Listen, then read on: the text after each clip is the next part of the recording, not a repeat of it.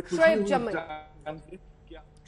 जी देखिए अंजना जी, सैयद अब्दुल कशफ को सलाखों के पीछे डालना चाहिए कमिश्नर को। ये देखिए ओवैसी साहब ने पहले भी कह दिया और आपने जब चूंकि बात उठा दी है तो अगर कानून को वहां लगेगा और पुलिस कमिश्नर को ये लगता है कि इन्होंने कानून को तोड़ा है तो जरूर उस पर कार्रवाई होनी चाहिए। नहीं थी आज ठनक के साथ नहीं। देखिए बात ये समझनी चाहिए कि जब टोकरी में एक फल अगर सड़ जाए तो उसको तो आप निकाल सकते हैं, फेंक सकते हैं, जैसा निकाल के फेंका भी, लेकिन पूरी टोकरी अगर सड़ जाए तो क्या करेंगे? फिर पूरे देश के लिए पूरा बदबूदार हो जाता। ये सवाल मानसिकता का है, ये पार्टी का नहीं है, ये सोच बन गई है हमारे नबी के खिलाफ, इस्लाम के खिलाफ या देश को नफरत फैलाने के खिलाफ। ये सोचना पड़ेगा। आप पैरेलल ड्रॉ कर देंगे, उधर का मामला ऐसा हुआ तो वैसा हुआ था। अभी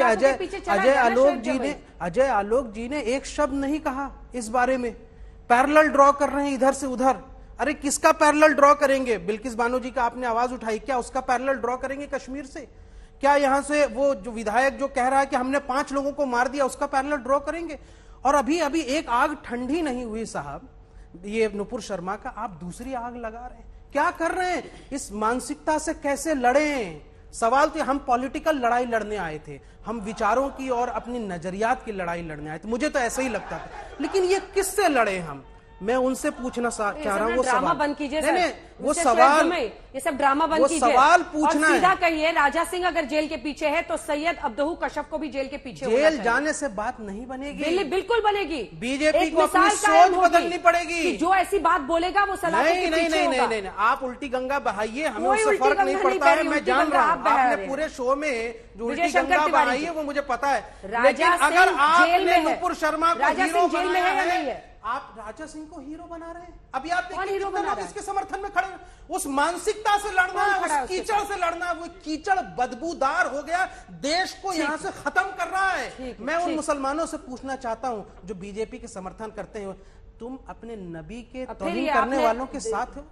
तुम हजरत आयशा के तौहीन करने वालों के साथ? तुम्हें शर्म नहीं है? तुम किसके साथ हो? खत्म कीजिए। तुम किसके साथ? ये उकसाने के लिए यहाँ बैठे हैं। तुम उन बलात्कारियों के साथ हो जो बिल्किस बानो के समर्थन में खड़े हैं। जमई, अगर आपको धर्म का नाम लेकर लोगों को उकसाना है और एक धर्म बिल्किस बानो के क्या कर रहे हैं बलात्कारियों के साथ? इनको बाहर ले जाइए प्लीज। मैं इसकी इजाजत हल्ला बोल में नहीं दूंगी। I am sorry. मैं क्या बोल मैं आपको खबरदार कर रही हूँ। मैंने कहा आप ये करना बंद कीजिए।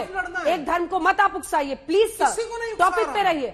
आप ये क्या कर रहे हैं? प्लीज इनको हटाइए। विजय शंकर तिवारी को फुल स्क्रीन दिखाइए। विजय शंकर तिवारी जी, सवाल है कि राजा सिंह अगर सीरियल ऑफेंडर है, राजा सिंह पर इतने सालों तक चुप्पी रखी गई जिसकी वजह से आज उससे इस तरह का बयान दिया और मौजूदा हालात में यह बयान दिया है। विजय शंकर तिवारी जी,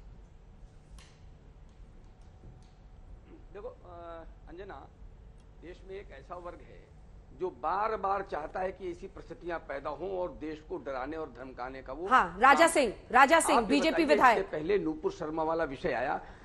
मैं बिल्कुल मैं ईमानदारी से आपके बात का उत्तर दूंगा, आप बिल्कुल बेफिक्र रहिए।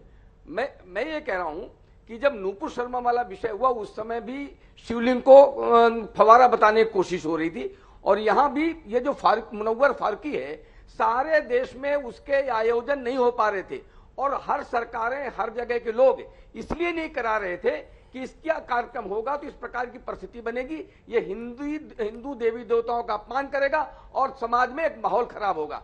लेकिन ये सरकार हैदराबाद में, ये ओवैसी साहब जिस सरकार के अंदर सम्मिलित हैं, वहां की सरकार ने बड़े छाती चौड़ी करके मुनव्वर फारूकी का कार्यक्रम किया गया। मैं आ रहा हूं और मुनव्वर फारूकी से जो अपेक्षा थी वही अपेक्षा हुई। उसने हिंदू देवी देवताओं का अपमान किया। अब मैं बताता हूँ, राजा सिंह जी हो चाहे कोई और हैं, उनको तैयार कौन करता? तो उनको तैयार करने वाले मुनव्वर फारूकी और रहमानी जैसे लोग होते हैं जो उनके सामने जाकर के उनके हिंदू देवी देवताओं को गाली देते हैं, उनको भड़काते हैं और इस प्रकार की बात करने की विरोध करते हैं।